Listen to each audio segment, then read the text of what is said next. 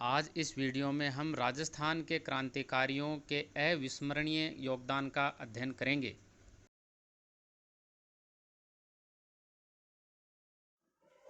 विजय सिंह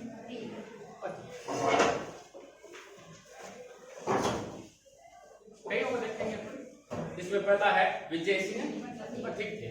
देखो विजय सिंह पथिक है, ये यहाँ के नहीं थे, ये यूपी के बुलंदशहर के रहने वाले थे।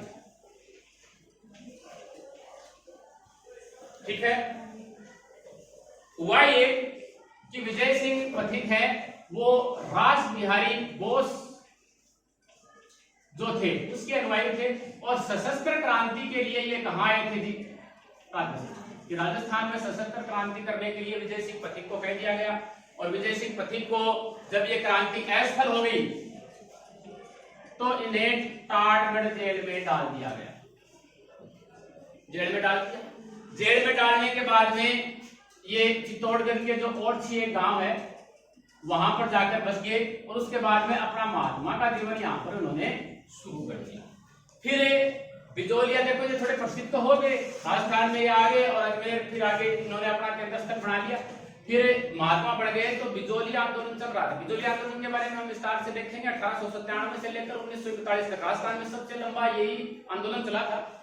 इसमें इसकी भूमिका रहेगी, ये इस आंदोलन को नेतृत्व प्रदान करेंगे। तो ये नाम भी आप यहाँ इसका लिख सकते हैं कि इसके बाद के अंदर ये बिजोली आंदोलन से जुड़ गए और प्रताप समाचार पत्रों के माध्यम से, जो प्रताप समाचार पत्र था उसके माध्यम से इन्होंने जनता को किसानों की समस्या के बारे में बताया, ब्रिटिश सरकार तक अपनी बातें पहुंचाई थी। इसने विजय सिंह पथिक ने 1919 की बात हम करें तो 1919 के अंदर इसने राजस्थान सेवा संघ की स्थापना कहां की थी? वर्धा में। और 1920 में इसे ट्रांसफर कर दिया जी अजमेर। ठीक है। और एक अखबार है नवीन राजस्थान या तरुण राजस्थान, इसके माध्यम से 1922 में इस अखबार के द्वारा भी किसानों की समस्याएं ये उठाने लग गए 1922 में। और फिर बेकू एक किसान आंदोलन और आएगा तो बेकू के लोग भी जब इनके पास आए तो बेकू के जो किसानों हैं उनकी समस्याओं को भी इन्हें सुना और फिर कालांतर में इसके कारण इन्हें 3 वर्ष का कारावास की सजा होती है। और फिर वापस वो छूट के आते हैं। तो छूटने के बाद में 1927 छूटने के बाद में माल भूमि के लिए आंदोलन चल रहा था किसानों का कि माल भूमि का क्या करना है, हमें माल देना है कि नहीं देना है। तो माल भूमि के लिए चला है तो ये किसानों को कहते हैं कि जी आप भूमि छोड़ दो, आप माल नहीं देना चाहते तो भूमि छोड़ दो, भूमि जोतना ही छोड़ दो। तो किसान इनकी बातों में आ जाते हैं, कहते हैं कि ये उस समय की परिस्थिति को ढंग से भांप नहीं पाए थे, इसलिए थोड़े समय बाद में किसान शक्तिहीन हो जाते हैं और ये जो मामला है वो अखिल भारतीय स्तर पर पहुंच जाता है। तो ये है विजय सिंह पथिक। फिर हम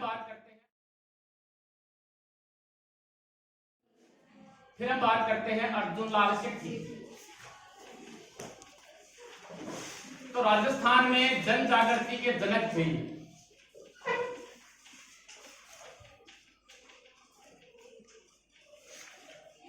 इन्हें दधीची भी कहा जाता है। किसने कहा? सुंदरलाल बहुगुणा ने।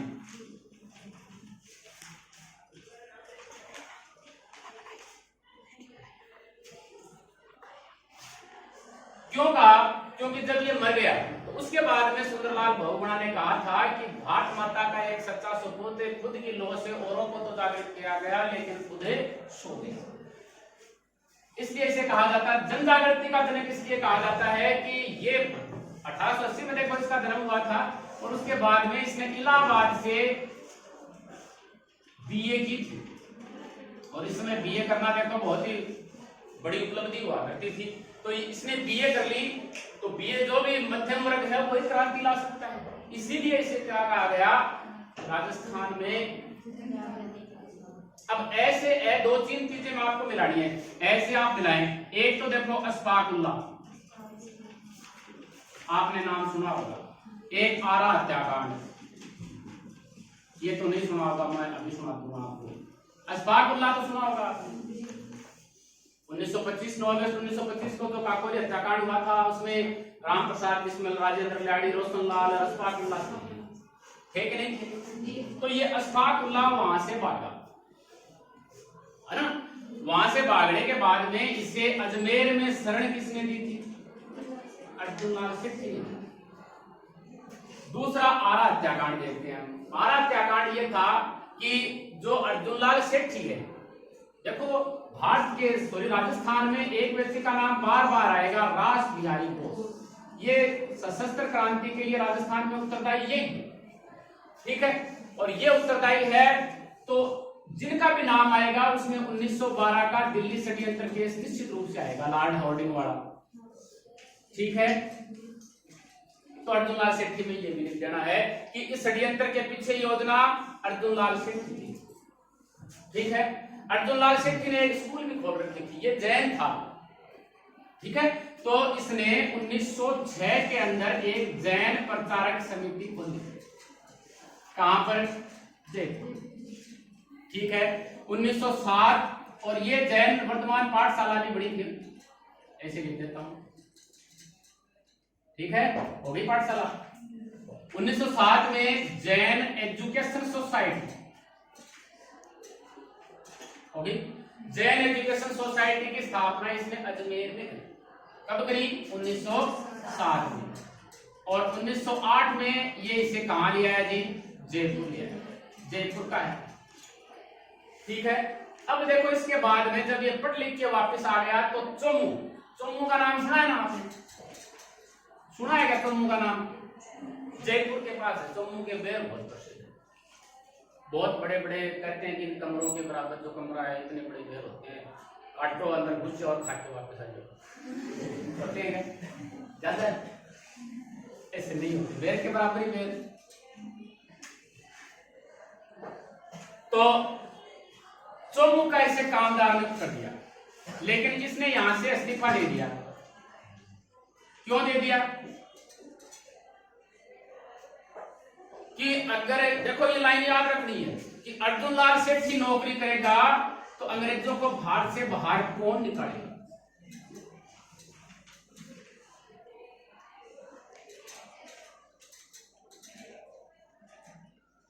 नौकरी से त्याग पत्र दे दिया, कलेक्टर जैसी नौकरी से आप दे सकते हो, इसने दिया,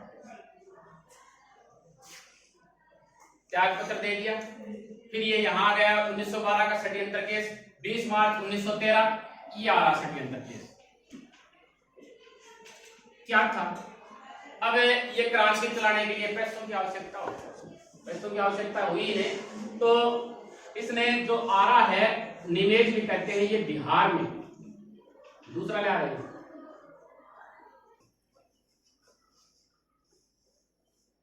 एक जैन साधु था कि भाई इन्होंने सोचा कि जो साधु वगैरह हैं उनके पास ही धन ज्यादा रहता है, तो अपने सहयोगियों को, कई जैसे हीरालाल जालोरी है या लाल लाहौरी है, रामकरण है, इस प्रकार के लोगों को इसे लूटने के लिए भेज दिया कि भाई उस साधु को लूट लाओ, और उसी चुना झपटी में ये साधु मारा गया। तो इसका केस भी इसके अर्जुन लाल सेठी के ऊपर आ गया। दिल्ली षड्यंत्र केस पहले चल रहा था, ये बाद में आ गया, तो इन्हें पकड़ लिया गया और वेल्लोर जेल में भेज दिया गया। वेल्लोर कहाँ है? मद्रास। फिर ये वहां से वापस आता है, वापस आने के बाद में ये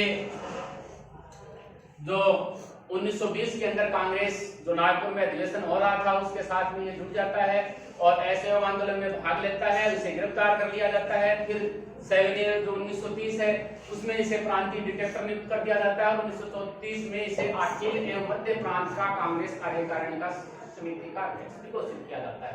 लेकिन फिर इसकी कांग्रेस के नियमों में इसकी विचारधारा नहीं रहती, वो उससे प्रभावित नहीं होता, इसलिए ये क्रांति से अलग हो जाता है और अपना नाम ये रख लेता है करीम खान, मुसलमान बन जाता है ये। और कहां चला जाता है जी? अजमेर। यानी मुसलमान का जीवन जीना शुरू कर देता है ये। 2-3 ये किताबें भी लिखता है यहाँ पर, स्त्री मुक्ति, शूद्र मुक्ति और एक महेंद्र कुमार नाटक। और यहाँ पर ये जो मुस्लिम बच्चे हैं उनको पढ़ाना शुरू कर देता है। कहते हैं जब ये महात्मा गांधी आए थे अजमेर, तब उनसे मिलने के लिए भी आए थे और यहाँ इसे मुसलमान समझ के अंतिम समय में दफना भी दिया जाता है, जबकि ये हिंदू हैं। चला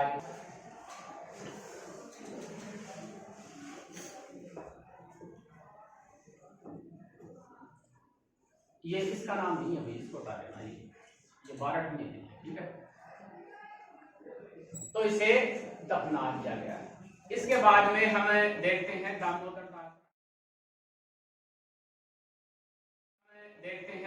दास राठी।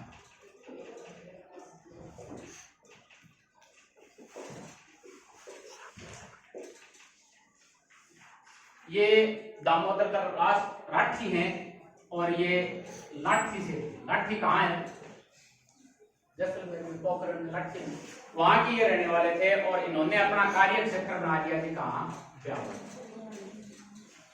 कृष्णा मिल यानी भगवान कृष्ण के नाम पर इसने यहाँ पर एक मिल की स्थापना की थी, सूती वस्त्र मिल की 1889 के अंदर। किसने? दामोदर दास राठी। ये राजस्थान में भी कईयों से प्रभावित रहे, जैसे गोपाल खरवा है, ठीक है, और रास बिहारी जो घोष हैं या अरविंद घोष है, इनसे ये प्रभावित रहे थे। और ब्यावर यानी अजमेर के अंदर इन्होंने होम रूल लीग और आर्य समाज की संस्थाएं भी इसने यहाँ पर खोली थी। और ये व्यक्ति है, इसने ये तिलक जो बाल गंगाधर तिलक है, ठीक है, इसकी उग्र राजनीति से भी ये व्यक्ति प्रभावित था।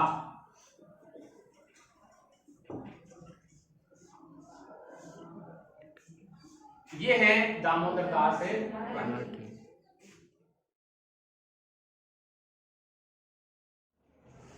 गोपाल खरवा अजमेर में, खरवा अजमेर के रहने वाले थे।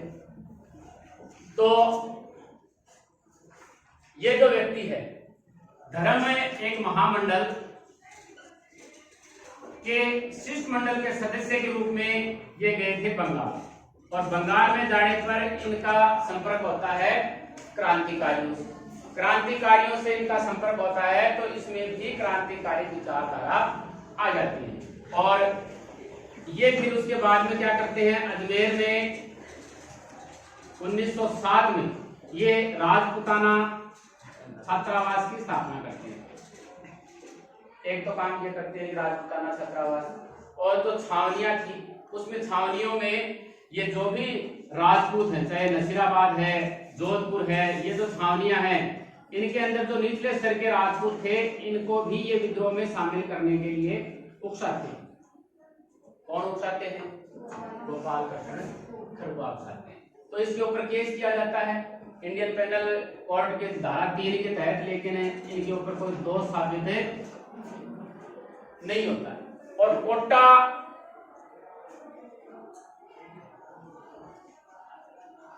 के अंदर एक साधु की हत्या में भी इनका नाम आता है, इनका गोपाल सिंह खरवा। इसके अलावा देखो एक बात करते हैं अपने वीर भारत सभा। वीर भारत सभा ये बारठ के साथ में, केसरी सिंह बारठ के साथ में मिलकर ये वीर भारत सभा की स्थापना करते हैं। एक आ जाती है वीर सभा समिति, इसकी स्थापना करते हैं कि विजय सिंह प्रसाद। दो नाम है सेम टू सेम, इसलिए मैं बता रहा हूं आपको। वीर भारत सभा, ठीक है, और वीर भारत समिति की स्थापना विजय सिंह पच्चीस करते हैं। फिर वही होता है, ये कालांतर में 1920 के बाद में क्रांति से संन्यास ले लेते हैं और 1956 में इनकी मृत्यु हो जाती है। अब हम बात करते हैं केसरी सिंह ने बारठ परिवार में चलते हैं।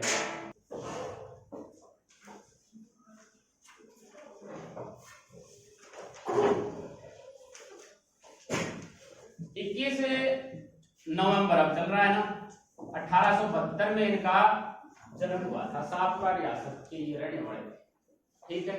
इनके पिता का नाम कृष्ण जी था। कृष्ण जी के बेटे दो, एक केसरी सिंह और दूसरा तो रावत सिंह। सभी की चर्चा करेंगे। दूसरा नाम है जोरावर सिंह लिख देता हूं। 1800 जो भी है ये क्रांति के अंदर या तो ये थे परिवार, या फिर आप मान सकते हैं अंतिम गुरु कौन थे, गोविंद सिंह, उनका परिवार भी कहीं न कहीं एक साथ लड़ा था। तो ये परिवार था पूरा का पूरा केसरी सिंह, जोरावर सिंह और प्रताप सिंह। ये दोनों हम उम्र लगभग, और अगर हम उम्र रहते हैं तो ज्यादा बढ़ती है चाचा भतीजा में, ये चाचा भतीजा थे। केसरी सिंह बारठ का पुत्र कौन था, प्रताप सिंह बारठ। अब केसरी सिंह बारठ जन्म हो गया ये, फिर ये मेवाड़ रियासत में इनको नौकरी पर रख लिया गया और 1893 के अंदर इन्होंने श्यामजी कृष्ण वर्मा को अपने, श्यामजी कृष्ण वर्मा का तो नाम जानते हो ना आप, बुला लिया। ये बात अंग्रेजों को ठीक नहीं लगी तो इन्हें मेवाड़ से निष्कासित, नौकरी से निष्कासित कर दिया गया। तो ये कोटा में चले गए और 1902 से 7 तक ये कहां रहते हैं, कोटा में। और कोटा में इन्हें एक पद दिया जाता है सुपर इंटेंडेंट एथनोग्राफी, इस पद पर ये कार्य करते हैं यहाँ। इसकी मुख्य जो याद करने वाली बात है 1903 दिल्ली दरबार लगा। किस लिए लगा था, एडवर्ड सप्तम, ठीक है, का राज्याभिषेक समारोह में इन्हें भाग लेने के लिए बुलाया गया। ठीक है, कर्जन थे, लॉर्ड कर्जन इस समय 1899 से 1905 तक थे। लॉर्ड कर्जन ने एडवर्ड सप्तम के राज्याभिषेक समारोह में भाग लेने के लिए किसको बुलाया था ना, इस समय महाराणा थे, महाराणा फतेह सिंह, मेवाड़ के महाराणा को फतेह सिंह को बुलाया। ठीक है, तो केसरी सिंह बारठ ने इनको वहां दरबार में जाने से रोका। 13 सोल्ट थे जो भेजे थे गोपाल सिंह खरवा के हाथ। नाम था उनका चेतावनी राग।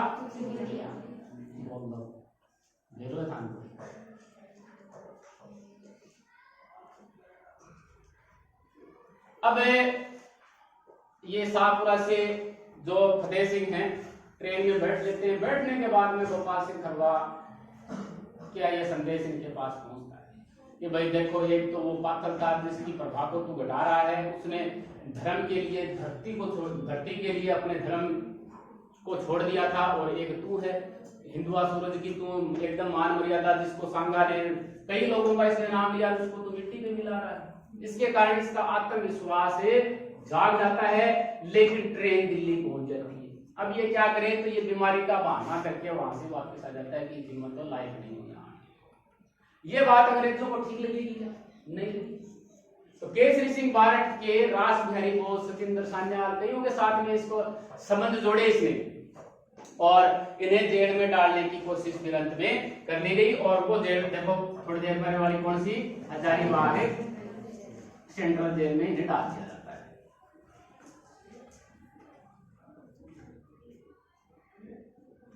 अब देखो एक तो नाम ये, और एक प्यारेलाल साधु, प्यारेलाल नाम आता है, प्यारेलाल साधु।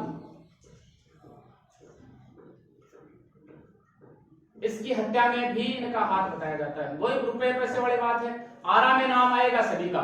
इन जो भी ये दोनों आगे वाले हैं, इनका आरा हत्याकांड में नाम आएगा, क्योंकि ये अर्जुन लाल सेठ जी के शिष्य थे दोनों, जोरावर सिंह बारठ, प्रताप सिंह बारठ। यानी इसने जो जैन वर्धमान पाठशाला यहाँ पर स्थापित की थी ना, ये मुख्य रूप से क्रांतिकारियों की संस्था थी। क्रांतिकारियों को बम में बढ़ाने की कला यहाँ पर सिखाई जाती थी। तो ये दोनों इसके शिष्य थे, ठीक है।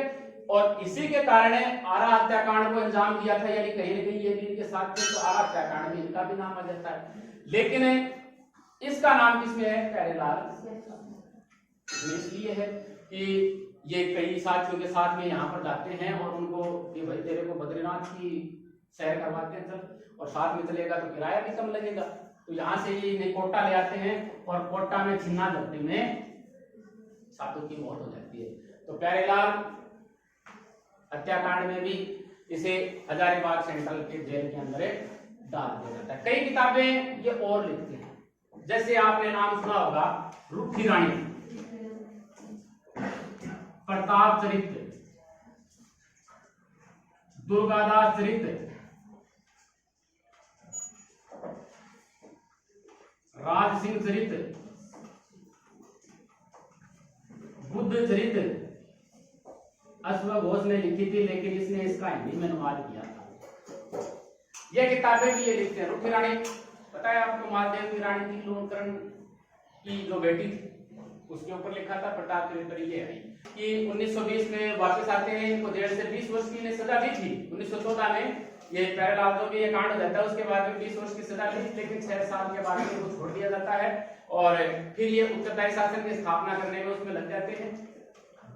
इसमें बाद में हम बात करते हैं जोरावर सिंह की बात करते हैं। इनका नाम आपको कहां रखना है, दिल्ली षड्यंत्र केस में रखना है, ठीक है। दिल्ली षड्यंत्र केस याद रह जाएगा, मैंने आपको दोनों का नाम दिल्ली में भी आएगा,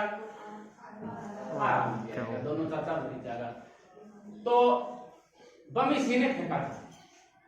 कई बार आ जाता है कि बम किसने फेंका, जोरावर सिंह ने, प्रताप सिंह ने, दोनों साथ थे, लेकिन जिम्मेदारी का काम कौन करेगा, चाचा करेगा। भाई क्यों हो सकता है कि थोड़ा इधर उधर फेंक दे, मस्त एक टाने पर फेंकूंगा। तो जोरावर सिंह बारठ बम फेंकता है और फिर यहाँ से ये भागता है और अहमदाबाद, मालवा वगैरह होता हुआ कहते हैं कि ये बूंदी को ठिकाना बना देता है, ठीक है। और 17 अक्टूबर 1939 को इनकी मृत्यु हो जाती है। अंग्रेज इन्हें जीते जी गिरफ्तार नहीं कर पाए, इसलिए इसे राजस्थान का क्या कहा जाएगा जी, चंद्रशेखर।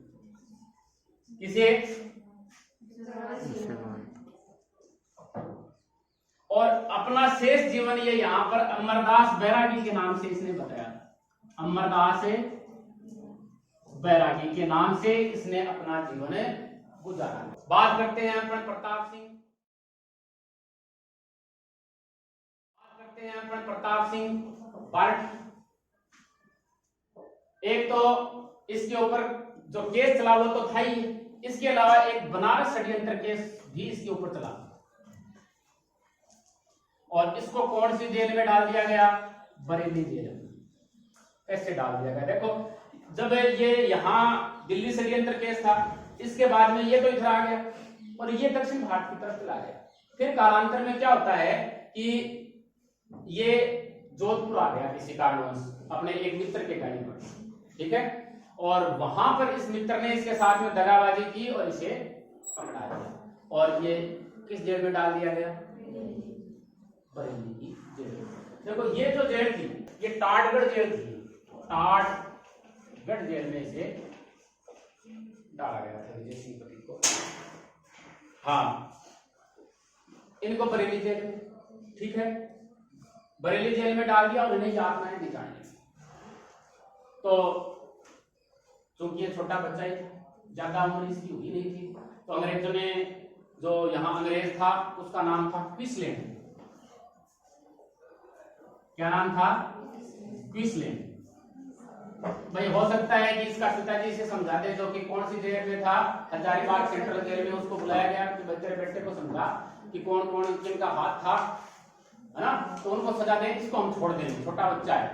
तो इसका पिताजी कहा ठीक है, अभी आता हूँ मैं समझाता हूँ। तो ये कहता है कि अगर तूने अंग्रेजों को भेद बता दिया तो सबसे पहली गोली तू किसकी खाएगा, केसर की खाएगा। दोनों बाप बेटों का ये अंतिम मिलन था। फिर जेल के अंदर इसको यातना देने की शुरुआत हो जाती है। फिर कहता है कि भाई तेरी, ये क्विंसलैंड फिर मनाने की कोशिश करता है कि भाई तेरी माँ है वो तेरे को याद कर रही है। तो इसने कहा कि मैं एक माँ के लिए लाखों माओं के दूध का कर्ज नहीं उतारना चाहता, लाखों माएं मर जाएंगी, इसलिए मैं आपको कुछ नहीं बताऊंगा। तो फिर इनको यातनाएं देने का शोर शुरू हो जाता है और 25 मई 1918 को जेल में इनकी मृत्यु हो जाती है, लेकिन इनके घर वालों को पता नहीं चलता। फिर थोड़े समय बाद में एक पत्रकार बताता है किसको, केसरी सिंह बारठ को। एक पत्रकार के माध्यम से मृत्यु की सूचना मिलती है किसकी, तो इसके कोई भाव नहीं बदलते। तो पत्रकार सोचते क्या बात है, बेटा मर गया और इसके मुख पर तो कोई भाव ही नहीं, परिवर्तित ही नहीं हो रहे। तो ये कहता है कि एक भारत माँ का बेटा था और भारत माँ के काम आ गया, इससे ज्यादा और क्या है, क्या परिवर्तन होगा। इसलिए इसे योगी पुरुष कहा गया है कि एक योगी ही ऐसा कर सकता है।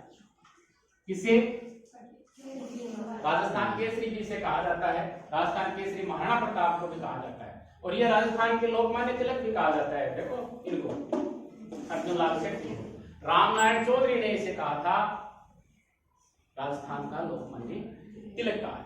ये है कौन? प्रताप सिंह बार। अब एक व्यक्ति और देखते हैं अपन, सागरमल भोपा।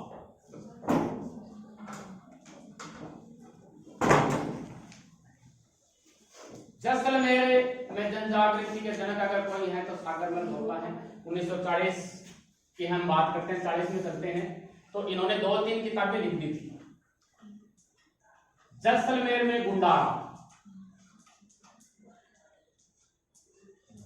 आजादी के दीवाने,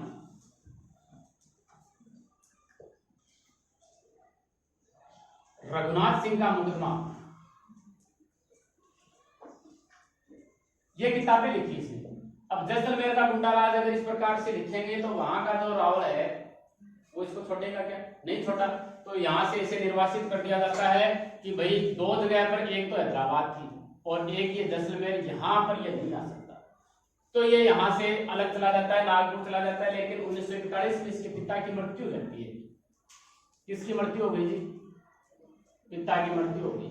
तो पिता की मृत्यु होने पर ये अंग्रेजों से इजाजत लेके यहाँ पर आ जाता है, लेकिन फिर अंग्रेज जैसे ये क्रियाक्रम करके अलग होता है, अंग्रेज इसे पकड़ लेते, छोड़ते नहीं और जेल में डाल देते हैं। और जेल में ही 3 अप्रैल 1942 को इनकी मृत्यु हुई। एक व्यक्ति है गुमान सिंह जेला। गुमान सिंह जेल में तेल डालकर, है ना, इनकी हत्या कर। इनके ऊपर बाद में आयोग भी उठाया जाता है, लेकिन ये तो मर गया, आयोग चलाने से फिर क्या फायदा है? तो इस प्रकार से है। 1-2 व्यक्ति और बता दें। एक है हीरालाल शास्त्री, राजस्थान के पहले मुख्यमंत्री थे हीरालाल शास्त्री, ठीक है। इन्होंने 2-3 किताबें लिखी थी। प्रलय प्रतीक्षा नमो नमः, प्रलय प्रतीक्षा नमो नमः, और इनकी जीवनी थी प्रत्यक्ष जीवन शास्त्र। इसके अलावा देखो इनकी बात करें तो इन्होंने अपनी, इनकी बेटी खत्म हो गई तो उसके बाद में उस बेटी का नाम था शांताबाई।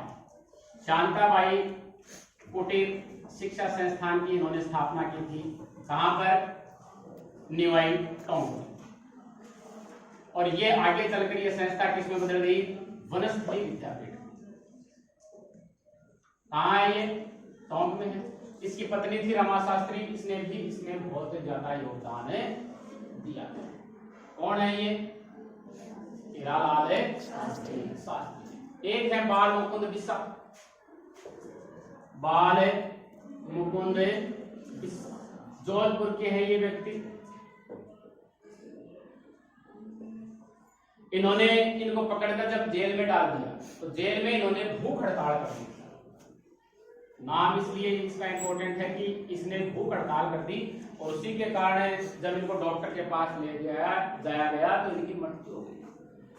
और ऐसी एक भूख हड़ताल भारत में भी हुई थी। लाहौर षड्यंत्र केस में जब पकड़ लिया गया था भगत सिंह के साथ में, उन्होंने भूख हड़ताल करी थी। वो व्यक्ति कौन थे? जतिन दास। तो इन्हें राजस्थान का जतिन दास भी कहा जाता है, ठीक है। इसके अलावा एक व्यक्ति हैं अमरचंद पाटिया। जल्दी जल्दी अपन नाम करते हैं इनका। ये इन्होंने 1857 की क्रांति में सहयोग किया था।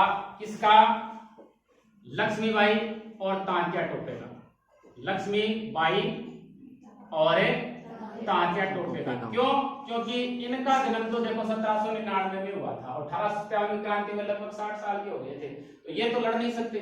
तो इनसे पूछ लिया कईयों ने कि भाटिया जी आप क्या करोगे? बोले मैं तो सहयोग कर सकता हूँ, लड़ने वाला तो मैं हूं नहीं। तो ये सहयोग करते हैं। तो ये राजस्थान में 1857 की क्रांति के घमासान थे, घमासान कह सकते हैं। इसके कारण अंग्रेजों ने इसे पकड़ लिया। ये ग्वालियर का नगर सेठ था। ये बीकानेर का, लेकिन कहां का नगर सेठ था? ये ग्वालियर का। तो ग्वालियर में एक पेड़ के नीचे इन्हें फांसी पर लटका दिया गया। अब एक व्यक्ति और देख लेते हैं अपन, जमनालाल बजाज। देखो ये इसलिए देते हैं कि इसमें कई नाम है तो बहुत इंपॉर्टेंट है। 1920 का जो असहयोग आंदोलन चल रहा था उसके बाद में गांधी जी के पास आते हैं जी, गांधी जी आपके 4 पुत्र हैं, मुझे 5वां बना लो, ठीक है। तो ये गांधी जी के क्या हैं, एक नाम तो ये,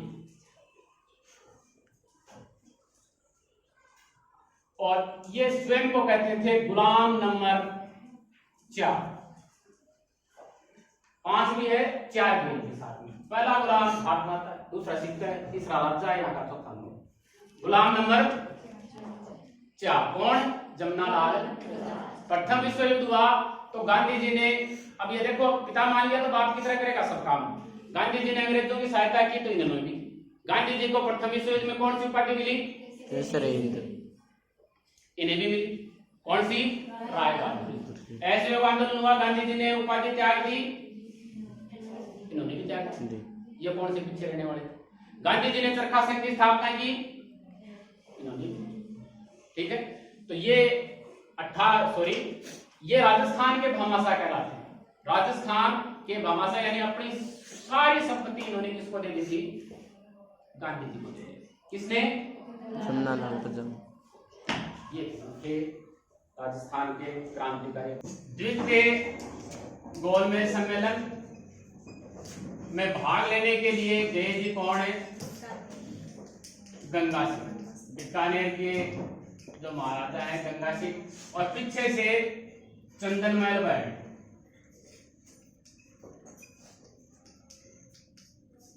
कौन सी किताब छपवा दी थी, बीकानेर एक दिग्दर्शन। और इसमें क्या था, जो गंगा सिंह के खिलाफ विरोध किया गया था कि राज्य में ये व्यवस्थाएं हैं सुचारू रूप से संचालित नहीं कर रहे हैं। इससे पहले स्वामी गोपाल दास हैं, चूरू के अंदर हितकारी सभा की स्थापना करते हैं, शिक्षा की अलग जगाते हैं, राजनीतिक जो भी एकता है वो यहाँ पर स्थापित करने की कोशिश करते हैं। वापिस आते हैं जब देश के अंदर या बीकानेर आते हैं महाराजा गंगा सिंह, तो इन सभी को जो भी बीकानेर के दर्शन के लिए जिम्मेदार थे उनको सभी को जेल में डाल दिया जाता है। और यहाँ पर जो आंदोलन होता है वो कौन सा होता है, दूध व खारा आंदोलन। और इसके मुख्य रूप से यही थे, स्वामी गोपाल दास है, चंद्रमन बैड है, हनुमान सिंह वगैरह। और हनुमान सिंह का अपन ने अभी चर्चा करी थी कि ये क्या थे, एक पुलिस अधिकारी जिन्होंने कौन से का नेतृत्व किया था, दूध व खारा का। एक हम बात कर लेते हैं, कल अपन चर्चा कर रहे थे किसकी, जय नारायण व्यास।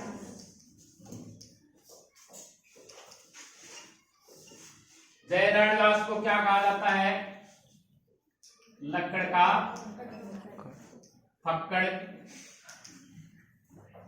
दूध का धनी, लोक मान्य कहा जाता है। किसको कहा जाता है, जय नारायण व्यास। ये एकमात्र ऐसे मुख्यमंत्री थे शेर राजस्थान,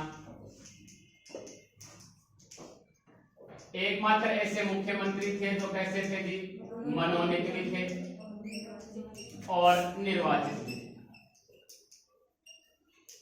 इन्होंने 2 पुस्तकों का भी प्रकाशन किया था, एक थी अखंड भारत और दूसरी पीठ जो कि पाक्षिक थी, पैसे पे आप मिलाएं, और ये क्या थी, दैनिक। कौन है जी, जय नारायण व्यास। अमरचंद भाटिया, ये नाम अपने कर लेते हैं थोड़ा सा।